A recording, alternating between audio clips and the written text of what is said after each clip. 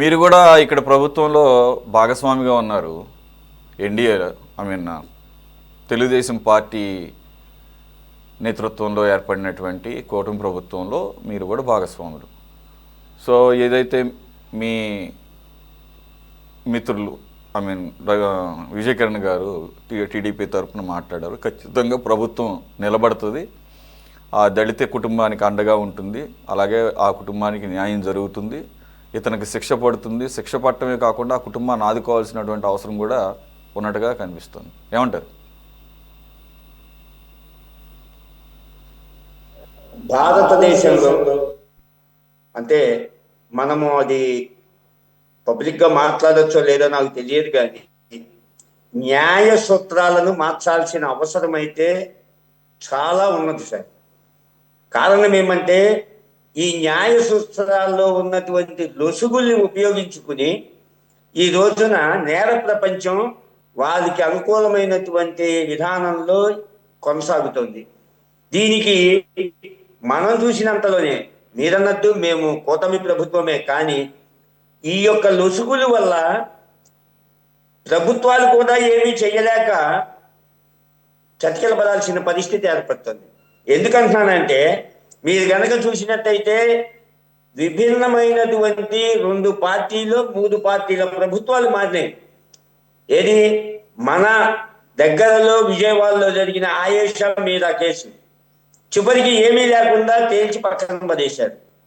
అదేవిధంగా ఎన్నికలప్పుడు మేము కూటమి పార్టీకి సంబంధించిన అందరము బాధపడ్డాము, ఉద్యమం చేశాము, ఎలాగైనా ఆ యొక్క కేసుని ఒకటించాలని చూసినటువంటి సందర్భం ఎవరైనా అంటే అవినాష్ రెడ్డి గారిది.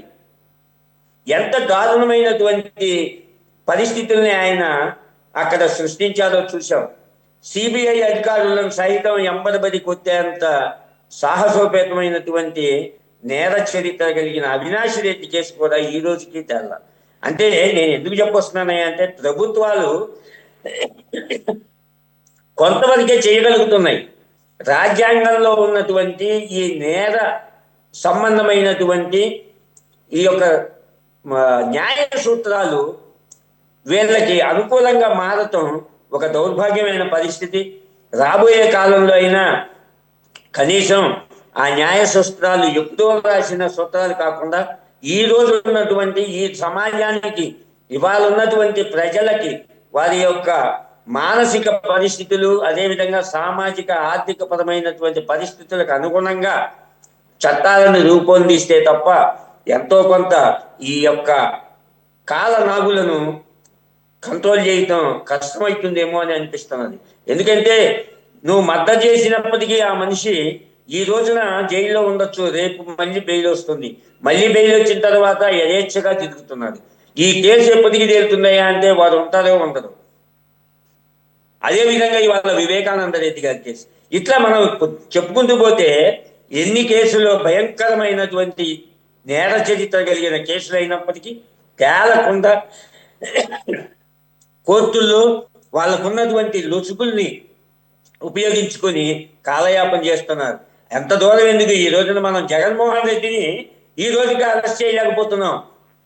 కారణం ఏంటంటే ఇదే. లేకపోతే మనం ఇన్ని చెప్పుకొని ఇంత రాష్ట్రాన్ని అతలాకుతలం చేసి సర్వనాశనం చేసినటువంటి జగన్మోహన్ రెడ్డిని ఈ రోజుకి కూడా అరెస్ట్ చేయలేకపోతున్నారు అంటే ఏంటండి భావం? కేవలం ఆ యొక్క న్యాయస్థానాలకు వెళ్తే న్యాయ సూత్రాల్లో ఉన్నటువంటి లొసుగులు, అది జగనా లేకపోతే ఇంకొకరా అనేది కాదు, ఎవరైనప్పటికీ సంవత్సరాల తరబడి కేసులు పెండింగ్ లో ఉంటున్నాయి.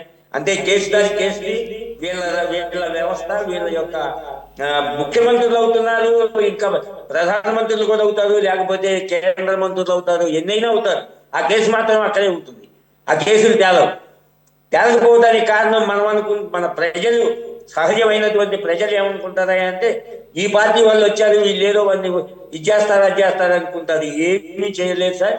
ఎందుకనయ్యా అంటే ఆ న్యాయ సూత్రాల్లో ఉన్నటువంటి ఆ లొసుగులు అవి వాళ్ళకి తెలిసినట్టుగా ఎవరికీ తెలియదు. కారణం డబ్బు పెట్టి దాన్ని కొనుక్కుంటున్నారు, దాన్ని వాడుకుంటున్నారు, మళ్ళీ ప్రజల మీదకి దాడి చేయడానికి సిద్ధపడుతున్నారు. ఈ యొక్క వ్యవస్థ మారాలంటే నా పర్సనల్ ఒపీనియన్ ప్రకారంగా ఈ న్యాయ సూత్రాల్లో ఉన్న ఈ లొసుగులన్నింటినీ కూడా సవరించాల్సిన అవసరం ఓకే ఉన్నది. విఠల్ గారు రైట్. మీరు బీజేపీలో ఉన్నా కానీ మీ అని ఏమంటారు మీ వ్యూస్ కొద్దిగా డిఫరెంట్గానే ఉంటాయి, అంటే కొద్దిగా ప్రజాస్వామ్యయుతంగానే ఉంటాయి. అంటే బీజేపీ ప్రజాస్వామ్య పార్టీ కాదా అని మీరు అడగచ్చు, కానీ నేను దానికి ఏం చెప్పలేను. కానీ మీరు అన్నారే న్యాయ సూత్రాలు రాజ్యాంగం కల్పించినటువంటి ఇవి హక్కులు కానీ అవన్నీ కూడా బాగానే ఉన్నాయి సార్. నా అభిప్రాయం ఏంటంటే న్యాయ సూత్రాలను కాదు మార్చాల్సింది, వాటిని అమలు పరచాల్సినటువంటి వ్యవస్థల యొక్క ప్రక్షాళన జరగాలి.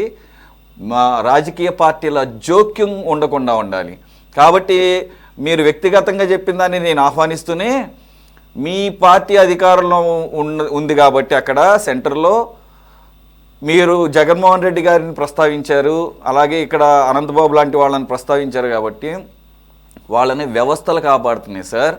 వ్యవస్థలు కాపాడటం ఇన్ ద సెన్స్ మనుషులు కాపాడుతున్నారు. అంటే వ్యక్తులకు ఇక్కడ ఆపాదించాల్సింది న్యాయ సూత్రాలను కరెక్ట్గా కనుక ఇంప్లిమెంట్ వ్యక్తులు కనుక చేస్తే ఇంకా వేరే పెద్దగా మార్చాల్సింది ఏమి ఉండదు అనేది నా అభిప్రాయం, నా వ్యక్తిగత అభిప్రాయం.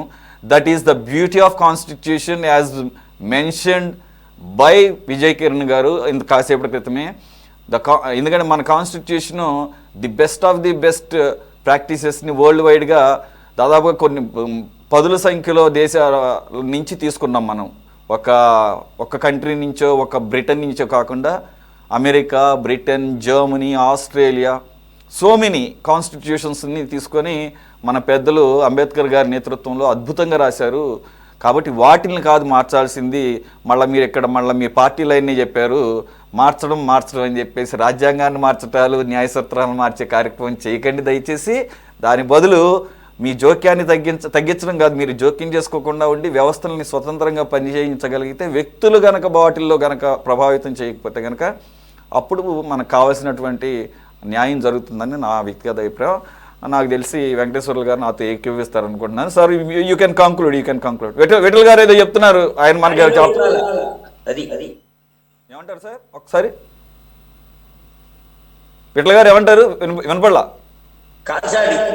ఏ వ్యక్తి గాని ఏ పార్టీ గాని ప్రభావితం చేయలేని స్థితిలో గనక ఆ యొక్క రూల్స్ ఉంటే గాని ఈ యొక్క ఇది బాగుపడదు అని చెప్పి నేను ఏ పార్టీ అనేది నేనేం ప్రస్తావించలా సార్. ఇవన్నీ కూడా ఇంప్లిమెంట్ చేయాల్సింది వ్యక్తులే కాబట్టి వ్యక్తుల్లో మార్పు రానప్పుడంతకాలం ఎన్ని వ్యవస్థలు ఎంత అద్భుతంగా ఉన్నా, న్యాయ సూత్రాలు అద్భుతంగా ఉన్నా, లేకపోతే ఏమున్నా కానీ అది అంత ఈజీ కాదని సరే ఏమన్నా ఏమంటారు చూద్దాం. వెంకటేశ్వర్లు గారు కంక్లూడ్ చేస్తారు.